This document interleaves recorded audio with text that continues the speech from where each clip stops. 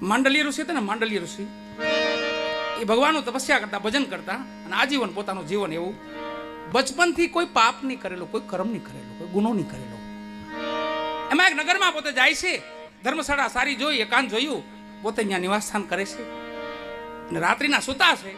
એમાં એ નગરમાં ચોરી થઈ, ચોર લોકો રાજમાં ચોરી કરી અને છેલ્લે સાધુને આમ ઉઘાડા જોયા ને, પોતે એમને હુતાતા ઓઢા વિનાના. પેલા ચોરને દયા આવી, હું ઓ સાધુ એમને ઉઘાડા હુતા. ઓલી કાંબળી ખંભે હતી ને, રાજની કાંબળી હતી, માથે ઓઢાડી દીધી. ચોર વહી ગયા. સવારે ઢંઢેરો પીટાણો, રાજમાં ચોરી થઈ, રાજમાં ચોરી થઈ. જાય જોઈ તો બાપુ થાબળી ઓઢીને નાખીને હોતેલા. માંડલ્ય ઋષિઓ એવા યોગ પુરુષ, એવા મહાપુરુષ, એની સીમા નહીં કોઈ. ઓલા સિપાહીઓ આવીને કહે, આ અહીંયા ચોર હોતા, આ હોતા, આ સાહેલ આપણા બાપુની છે, બાપુ ખંભે રાખતા એ જ છે.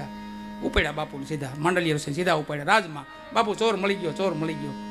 તો માંડલ્ય ઋષિને ખબર નહીં, સાહેલી તો કોઈ ઓઢાડીને વહી ગયેલું એને. તો એની માથે વાતું હાલવા માંડીને સજાનું નક્કી થયું.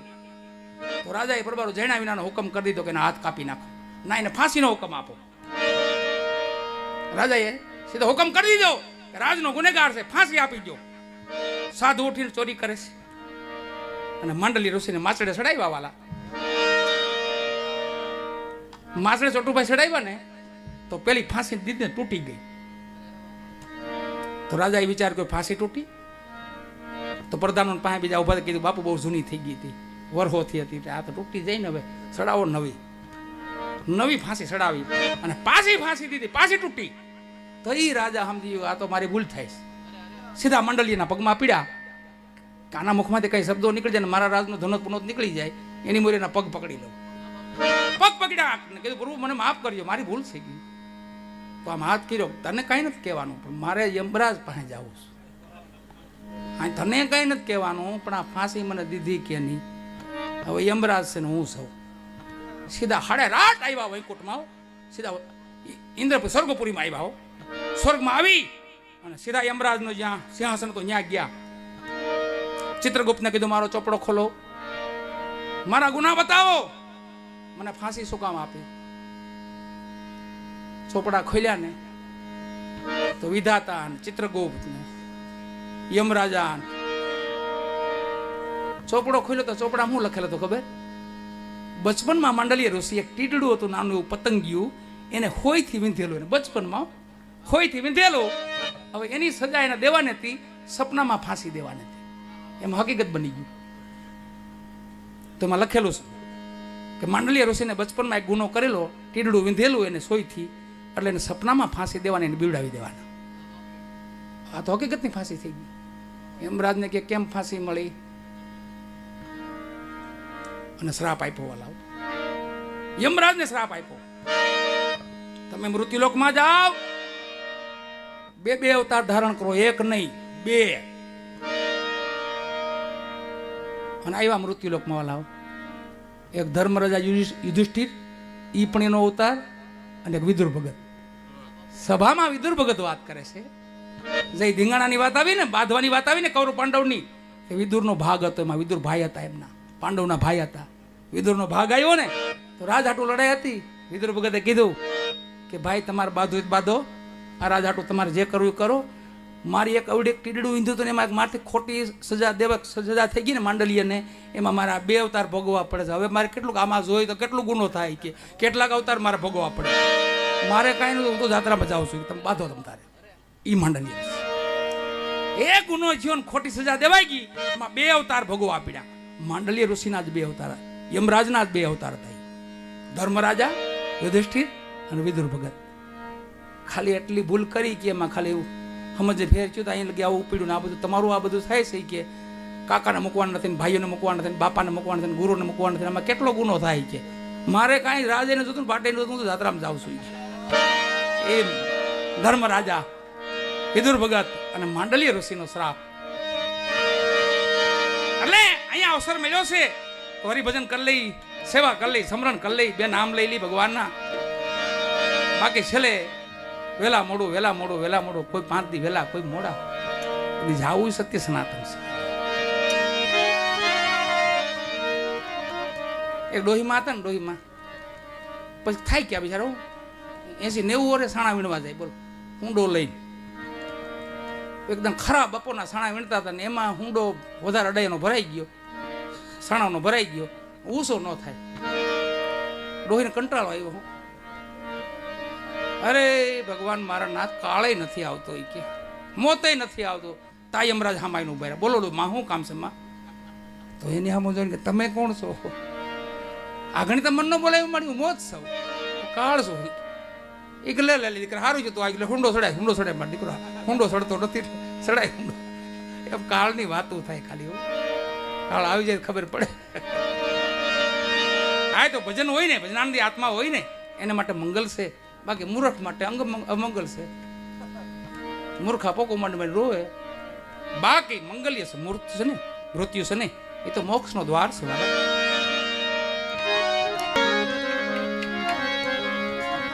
क्या बैठक में बैठना, क्या करना सत्संग. तुलसी कहे सब फोक है, जब लग चढ़ो नी रंग. भरतभाई कपी से उरनम नाही. भरतभाई कपी से उरनम नाही.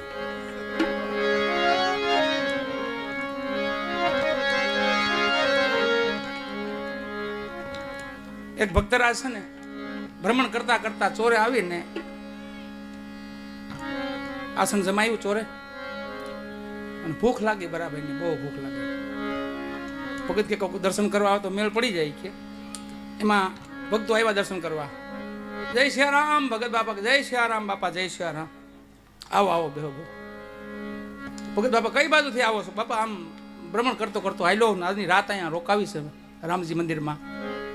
તો ભજન ગાતા છો કામ બાપા? હા હા બાપા ગાઈએ ને, પણ પેલા ભૂખ લાગે છે એનું કંઈક કરો, પછી ભજન ગાઈ. બાપા એ આગળ કરી દઈ લો, તમે ઉપાધિ કઈ કરો માં, હમણાં તમારું કરી દઈ લો. 2-3 છોકરા આમ ગયા, 2-3 છોકરા આમ ગયા, કોઈક સાહેબનો લોટો ભરી આવ્યા, કોઈક રોટલા લઈ આવ્યો, કોઈક શાક લઈ આવ્યા, એમ કરીને બધું કર્યું ભેગું. અને ભગત બાપાને આવી ગઈ મોત, કોઈક દૂધનો લોટો ભરી આવ્યા. હે 2-3 રોટલા ઉલારીને હરખારી મસ્ત જમીન માથે દૂધનો લોટો મારીને કે બાપા પછી મોડા મોડા ભજન કરશું. અટાણે તમે આટો મારતા હો. છોકરા બધા ગયા આટો મારવા, કે આપણે 9 વાગ્યાનું કીધું છે આપણને, ચાલો જઈએ પાછા. આવ્યા છોકરા પાછા. ભગત બાપા ભજન સંભળાવો, કાંક સંભળાવો. હા બાપા સમજો કાંઈક નથી સમજતા. કે બાપા સમજી તો ખરા ને, તો એ તો આવ્યા છે કે. તો ભાઈ હવે સમજુ ને શું સમજાવે? હોઈ જાવ, જાઓ મારા બાપા બધા હોઈ જાવ, હોઈ જાવ. સમજેલ ને કાંઈ બહુ જાજુ ન સમજાવે, હોઈ જાવ, હોઈ જાવ. છોકરા કે ભગતે કરી કે છોકરાઓ ત્યાર હોય એમ તો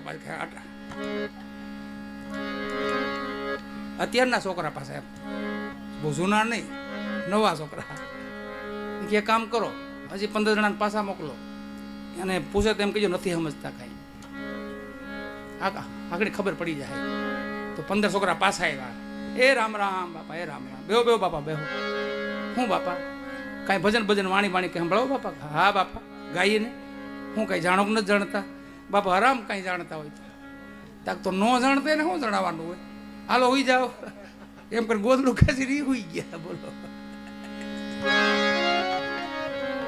ઓલાઓને એમ કીધું તમે જાણો તો હા, તો જાણેલને કાંઈ ન જણાવવાનું હોય, હોઈ જાઓ. ઓલા કે નથી સમજતા તો ન સમજે ને હું સમજાવવાના, હોઈ જાઓ. એમ એમ એને હું તો પોતાને હું 3 રોટલા ખાતા હતા ને, હાર સડ્યો તો હાર, માથે દૂધનો લોટો મેર્યો, 2 વાટક્યા સાહેબ પીધી, 3 વાટક્યા શાક ખાધું. પછી ભજન ઉકલી ક્યાં થઈ? પછી પાછા ગાય શું ખબર? મમતા મરે ની એનું મારે શું કરું? 3 રોટલા ખાઈને મમતા નો મરે, પછી મરે ડોકી, પછી મમતા મરે કોઈ દી. એમ જેના ભક્તો છે, જેના સતી સતી સંતો સુરાઓ દાતારો. રખા દાદા છે ને, એક વીરતાનું પ્રતીક છે, વીરતાનું પ્રતીક, વીરતાની ભક્તિ. ખેલ ઘડીક વારનો ખેલ હોય મેદાનમાં, એ ખેલ ઘડીક વારનો હોય, પણ ડાયરેક્ટ વૈકુંઠપુરી મળે જો, કાંઈ વાયા ન આવે આડું. ત્યાં કોઈ ભક્તિ ન કરવી પડે. વીરતાની ભક્તિ એવી છે. બાકા ચકી જામી હોય, દળકટક હામો આવી ગયો હોય, દોય દલ આની જુડે જબ સન્મુખ સુરા લેત લડાઈ, ટૂક ટૂક હોય ગીરે ધરની પે ખેત છાંડ ન જાય. એનું કુંડાળું હોય ને મૂકે નહીં, કટકા ભલે થઈ જાય. અહીંયા પણ બધાય સુરા પાછા ન હોય હો. એ હો હોય ને હોમાં એક જ હોય. બાકી તો છેડે છેડે આમ બધા દેજો દેજો લઈજો લઈજો એમ થતું હોય. મેદાનમાં પડી જાય ને જી એ મરદ હાસો હોય. ટૂંક ટૂંક હોય ગીરે ધરણી પે, ધરણીમાં તો કટકા પડતા હોય કદાચ હાથના પગના, તો એમાં હલે નહીં. ત્યાંથી વીરતાની ભક્તિ છે. એમાં આપણા રખા દાદા છે વીરતાની ભક્તિ, જેને વીરવર તરીકે આપણે પૂજવા પડે છે. એટલે જેના અંતરમાં અખંડ અંજવાળા થઈ ગયા હોય ને એને પછી બીજા અંજવાળાની જરૂર ન હોય. વાલા જેના અંતરમાં અંજવાળા જેના થઈ ગયા હોય ને એને બીજા અંજવાળાની જરૂર ન પડે. અને એ ભજનથી ભક્તિથી સેવા સમરણથી થાય. વાલા આ બધું કેમ અંજવાળું થાય ખબર? આવું કાંક કરીને તો મેળે મેળે અંજવાળું થાય. ગયું સતાધાર ધામ, વીરપુર ધામ, બધા મહાપુરુષોનો અથોક મહિમા છે. વાળા ભક્તિના પ્રમાણ પીડા છે. ત્યાં પરબની જગ્યામાં 9 ચેતન સમાધિ છે. 9 એ ચેતન સમાધિના મહાપુરુષો બધા જસા પીર, વરદાન પીર, દેવીદાસ બાપુ, અમરમાં, રોડા પીર બાપા, કરમણ પીર બાપા, હાદલ પીર, સેલાણી સાંઈ, માં હોરમ, માં ગંગા, એવા અનેક મહાપુરુષો ચેતન સમાધિ જ્યાં સરભંગ મુનિનો ધૂણો, એવા મહાપુરુષનો મહિમા ગાવો છે આપણે. એનું પ્રમાણ જો કેવું. રોડા પીર દેવીદાસ બાપુના ભાઈ હતા. એમના દીકરા એટલે કરમણ પીર કરિયા દુધારા રહેતા. પરબની બાજુમાં ભેસાણ, ભેસાણની બાજુમાં રાણપુર, રાણપુરની બાજુમાં કરિયા દુધારા, મેંદપરાની બાજુમાં કરિયા દુધારા. અને પોતે માંદગીમાં પીડ્યા, બીમાર પીડ્યા. એટલે રોડા પીર એમની ભાળ લેવા માટે હાલે નીકળે છે. પણ યાદ આવ્યું કે હાલો પરબે થાતો જાવ, પછી અહીંયા ભાળ લીધો આવું, પછી ભાળ લેવા જાવ. પરબે આવ્યા તો સાદલ પીર ગાદીએ છે. અને રોડા પીરે કીધું બાપા કરમણ પીરની ભાળ લેવા માટે જાઉં છું, બીમાર છે અને માંદગીમાં પીડ્યા છે. તો હાદલ પીરે ટકોર કરી કે જો જાવ તો બેઠા કરીને આવજો, નકર પાછા ન વળતા. આવી ટકોર કરીશું. રોડા પીર ધીમે ધીમે ધીમે કરિયા દુધારા આવ્યા. ગામના ઝાપામાં પગ મૂક્યો તો ખબર પડી કે કરમણ પીર તો હમાઈ ગયા છે, સમાધિસ્થ થઈ ગયા છે. પછી અહીંયા હાદલ પીરે કીધું બેઠા કરીને આવજો, તો પરબે ન જવાય. અહીંયા પ્રમાણ તો કાંઈક દેવું પડે. પણ પોતાના વેવાયની નામી હાલી આવતી હતી હામી, ઈ બરાબર રામચરણ પામેલાની એની નામી હામી આવતી હતી, એને ઉતારી હેઠી એને બેઠા કર્યા. જગતે જોયું, આખા જગતે એના વેવાઈને બેઠા કરી. જાવ તો બેઠા કરીને આવજો. એટલે બેઠા કર્યા, પ્રમાણ આપ્યું. પણ બાજુમાં દ્રષ્ટિ કરીને જોયું તો 9 વર્ષનો 10-12 વર્ષનો દીકરો બકરા ચરાવતો હતો. એની સામે દ્રષ્ટિ પડી રોડાપીરની. હવે પરબે પણ પ્રમાણ દેવું પડશે. અહીં તો દીધું, હવે પરબે પ્રમાણ આપવું પડશે. એ છોકરાને બોલાવ્યો, બેટા અહીંયા આવ. શું નામ છે તારું બેટા? કે બાપુ મને બધા સેલાણી કહે છે. મુસ્લિમનો દીકરો? હા બાપુ મુસ્લિમનો દીકરો છું. તો મારું એક કામ કરી દે, આ મારું મસ્તક કાપીને તને દઉં ને. આ વીરતાની ભક્તિ જો, આને વીરતા કહેવાય. એક વચન માટે વીરતાએ મસ્તક કાપી નાખ્યું બાપાએ. વચનની કિંમત જો. ટકોર કરી ખાલી જાઓ તો બેઠા કરીને આવજો. બેઠા તો કર્યા, પણ પરબે પ્રમાણ આપ્યું. મસ્તક આપ્યું, થાળમાં મૂકી માથે અંચળો ઢાંકીને દીકરાને કીધું, પેલા કીધું દીકરા હું તને મસ્તક કાપીને આપું, તારે પરબે હાદલપીરના દેવીદાસ બાપુના ચરણમાં મૂકવાનું છે અને હાદલપીરને જાણ કરવાની છે તારે. પણ દીકરો 10-12 વર્ષની ઉંમર સમજી ગયો કે કોઈ મહાપુરુષ લાગે છે, મારું કામ બની જાય. ત્યારે આવા હોય ને માના પેટમાંથી જાગૃત હોય. કઈ 12 વર્ષમાં થોડી આવે સમજણી હોય, 10-11 વર્ષમાં હોય. સડી પહેરતા ન આવડતી હોય. સડી આમ ઊંધા બટાની દેતો અહીં બેઠું. હા હા. પણ માની પેટમાંથી જે જાગૃત થયા હોય ને, જે માના પેટમાંથી જાગૃત બહાર નીકળ્યા હોય ને, એ તો બહાર જાગ્રત હોય, માના પેટમાં જ જાગ્રત હોય. એવા જાગ્રત સેલાણી સાંઈ 12 વર્ષે કીધું, બાપુ તમારું કામ કરી દઉં, પણ તમે મને શું આપશો? તઈ રોડાપીર બાપાએ કીધું, બેટા જગતના પટમાં તને પીરાય આપું, પીરાય. જગત તને પીર તરીકે ઓળખે પછી બહુ મોટી વાત થઈ ગઈ. મસ્ત કાપી થાળમાં મૂકી માથે અંચળો ઢાંક્યો. ધીમે ધીમે સેલાણી સાંઈ પરબે આવ્યા. દેવદાસ બાપુના ચરણમાં, મા અમરમાના ચરણમાં મસ્તકને નમન કરાવી અને સીધું હાદલપીર જ્યાં ઢોલીએ બેઠા હતા ત્યાં મસ્તક મૂક્યું. પાસે અંચળો માથે ઢાંક્યો છે, લુગડું ઢાંક્યું છે. હાદલપીર આમ મસ્ત અંચળો ઉગાડ્યો તો રોડાપીરનું મસ્તક તો પોતે ટકોર કરી તેને યાદ આવી ગયું. મસ્તકને લઈ જગ્યાની બહાર ઘા કરી દીધો કે જાઓ, તમને કીધું નથી બેઠા કરીને આવજો. જગ્યાની બહાર મસ્તક વહી ગયું. પાછું ઉડીને પાછું ચરણમાં પડ્યું. પાછો ઘા કર્યો, પાછું ચરણમાં પડ્યું. પાછો ઘા કર્યો, પાછું ચરણમાં પડ્યું. અનેક વાર જવાથી પછી છેલ્લે દિવાલ તોડીને મંદિર અંદર આવ્યું. તો હાદલપીર બેઠા થઈ ગયા. માથે હાથ મૂક્યો. બાબા રોડાપીર હોરાપોરાસ, પરબના હોરાપોરાસ વાલા.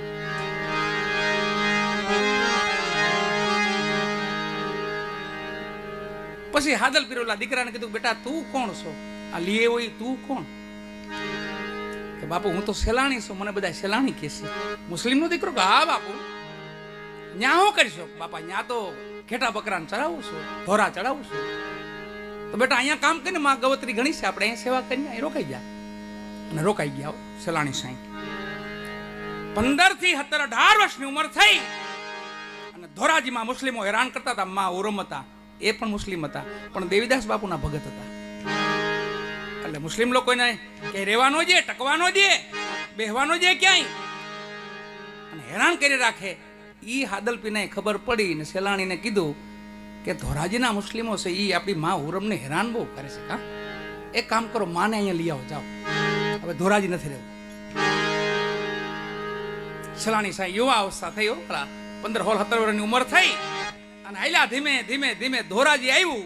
કોકને પૂછ્યું, ભાઈ માં હુરમ ક્યાં મળશે? કે માં હુરમને તો અહીંયા બધા હેરાન બહુ કરે છે, એટલે માં તો કબ્રસ્તાન મારીએ છે. ધીમે ધીમે ધીમે ગોતા ગોતા કબ્રસ્તાનમાં ગયા. માં હુરમને મળ્યા. કે માં હાલો આપણે પરબે વહી જાવ, ત્યાં દેવીદાસ બાબુ હાદલપીર તમારી વાટ જોવે છે. માં હવે અહીંયા નથી રહેવું આપણે.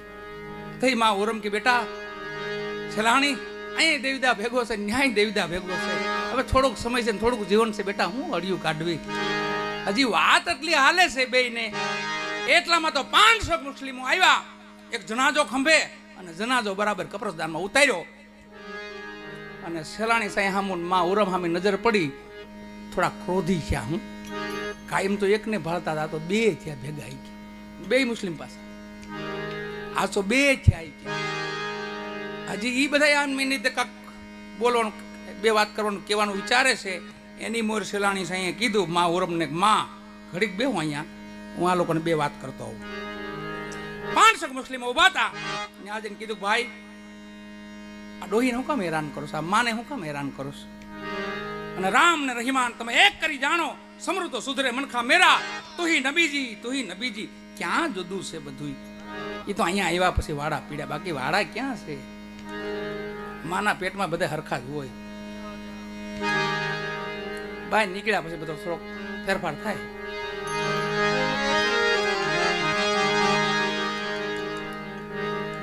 તઈના મોલવી જેના કાજી લોકો હતા એને કીધું કે ભાઈ અમે એમ નથી માનતા, અમને તો કાંઈક પ્રમાણ આપો. તો માનિક પ્રમાણ? શું પ્રમાણ? કે આ જનાજામાં એક ડોહી વહી ગયા છે, એનું નામ છે માં મરિયમ. માં મરિયમ ઈ જો બોલે ને સદ દેવીદાસ તો માની લ્યો. આવું સેલાણી સાંઈને કીધું. કેમ તો માની જાઓ તમે? તો હા. અને રોડાપીર બાપાને યાદ કર્યા. પીરાઈ આપી હતી 12 વર્ષની ઉંમરે. મનથી યાદ કરે, હે ગુરુ મહારાજ, જો તે જગતમાં મને પીરાઈ આપી હોય તો દે પ્રમાણ. જનાજામાં તેમ હાથ અડાડ્યો. બાપા બોલ ડોહી, સત દેવીદાસ. માં મરિયમ, સત દેવીદાસ. જનાજામાં તેવા દેવો. બાપા અમાર દેવીદાસ, અમાર દેવીદાસ, અમાર દેવીદાસ. બધા અચરજ પામી ગયા. ઓહો, આ ડોહી મરી ગઈ હતી બોલી, આ ડોહી દડી ગઈ હતી બોલી. એ ભક્તિની શક્તિ છે વાલા, નામ ભજનની શક્તિ છે.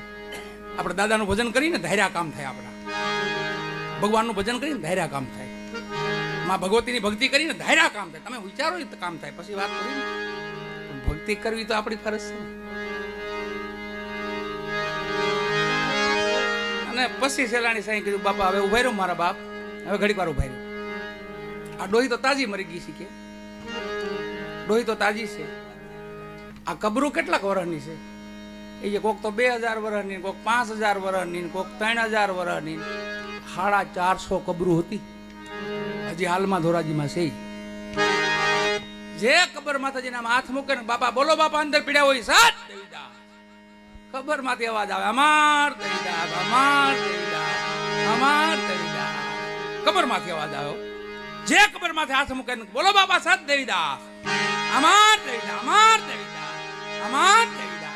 450 કબરું બોલાવી. 450, એક બે નહીં, 450 કબરું બોલાવી. ધોરાજીમાં બાવે ધૂન મચાવી, ખૂબ બતાવ્યો ડારો. 18 વરણ એક પ્યાલે મેં નજરે નુરીજન ભાઈઓ. હે પરબ વાળા પીર બાદશાહ, ધૂન ધણી મેં ધાયો. આવું આપણું પીરાણું, આવા આપણા મહાપુરુષો. ઈ ગાથા અને ઈ મહાપુરુષોની ભૂમિના આપણે સંતાનો સહીવાલા. એટલે થોડુંક તો એક આ ગામની એક ઘટના બનેલી છે. એમાં બ્રહ્મ દેવતાઓ છે અને કોળી પટેલ સમાજ છે. એટલે એ બધાને આપણે 1 મિનિટ મૌન રાખી બધાએ શ્રદ્ધાંજલિ પહેલા આપી દઈએ આપણે. ત્યારબાદ પરબના પીરને એમના ભજનથી એમને શ્રદ્ધાંજલિ આપી. ત્યારબાદ સદગુરુ ભજનદાસ બાપુના ભજનથી શ્રદ્ધાંજલિ આપી આપણે. એટલે 1 મિનિટ પૂરતું બધાએ મૌન પાડી જાવ. એટલે હરિભક્તન કે પાસ, હરિસંતન કે પાસ, કબીર મન પંખી ભૈયા ઉડ ચલા આકાશ.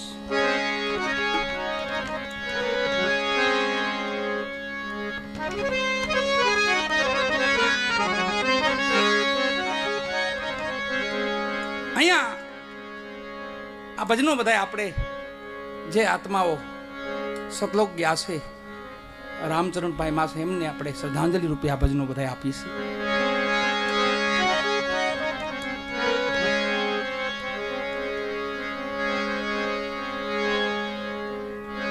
સદગુરુ કબીર સાહેબ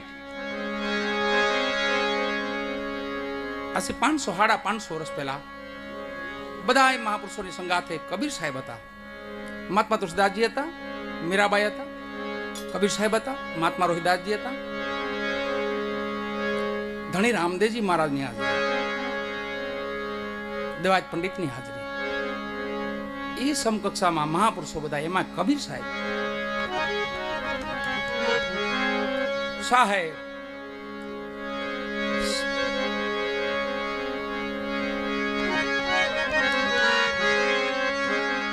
કબીર સાહેબ ને કોઈ ભાઈ મળવા જાય છે કે મારે સાહેબના દર્શન કરવા છે, સાહેબ આરે બેસું ઘડીક વાર.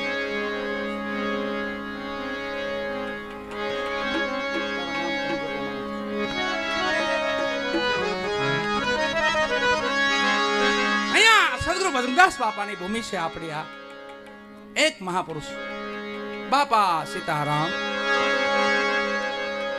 મહામંત્ર, જે કોઈ રટે એને માટે મહામંત્ર થઈ ગયો. બાપાનો મંત્ર છે બાપા સીતારામ.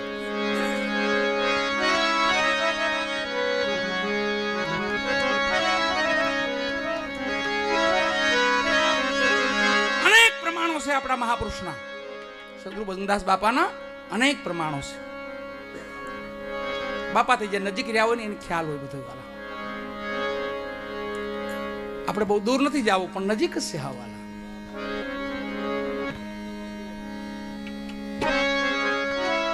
નજીકના આપણા મહાપુરુષ એટલે સદગુરુ ભજનદાસ બાપા. એક પ્રસંગ એમનો કહી દઉં કે જે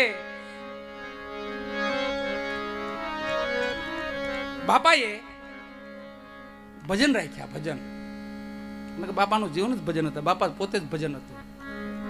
પણ છતાં એને કીધું હનુમાન જયંતિ આવે છે એટલે આપણે ભજન કરી અને ચમારડી બટુકસી બાપુ બોમ્બે રે બાપુ ને સમાચાર મોકલ્યા કે આપણે કાંદા બાપુને તેડાવીએ. ભજન બાપાએ નકર બાપા અહીંયા ભજન ગાવાળા કલાકારો જતા ને બાપા કુવામાં ઉતારતા કે વાલા હવે અહીંયા ભજન કરો જી, કેવાક ભજન થાય જોઈ લ્યો. અને પછી મેળે મેળે બહાર નીકળી જઈ ગયો કે બાપા. પછી મેળે મેળે ભાઈ બહાર નીકળી ગયો, બાપા ભજન અહીંયા કરો. પણ પૂજ્ય કાનદાસ બાપુને બાપા દિલથી હૃદયથી માનતા. બટુકસિંહ બાપુને કીધું કે બાપા આપણે કાનદાસ બાપુને લઈ આવો અને આપણે હનુમાન જયંતીના ભજન કરવા છે. બટુકસિંહ બાપુએ ત્યાંથી પૂજ્ય કાનદાસ બાપુને કીધું કે બાપા તમને ભજનદાસ બાપુ યાદ કરીને તમારે હનુમાન જયંતીના ભજન કરવા માટે બગદાણા પધારવાનું છે. તો મહાપુરુષનું આમંત્રણ સ્વીકાર્યું અને શિરો માથે ચડાવ્યું બાપુએ. કોઈ વાંધો નહીં, અમે આવશું. બટુકસિંહ બાપુ બધા અહીંયા હતા અને પૂજ્ય કાનદાસ બાપુ લક્ઝરી બસ એ સમયે બાંધી. લક્ઝરી એ સમયે બાંધેલી, એમાં બધું આખું મંડળ વગાડવાળા ને ગિરનારી આત્માઓ ને ભજનાની આત્માઓ ને જગમાલભાઈ બારોટ ભેગા. એમાં જગમાલભાઈ બારોટ ભેગા આવ્યા. બાપાને વંદન કર્યા, પગે લાગ્યા બાપાને, ખૂબ હાંચવા બાપાએ. રાત્રિના ભજન કર્યા. હજુ જો પ્રમાણ છે બાપાનું. અડધી વાતમાં સંતોની શાનમાં સમજવાનું હોય. આમ હાથ પકડીને બહુ ન કહે, આમ કરે આમ કરે, આમ શાન કરે એમાં સમજી જવાનું હોય.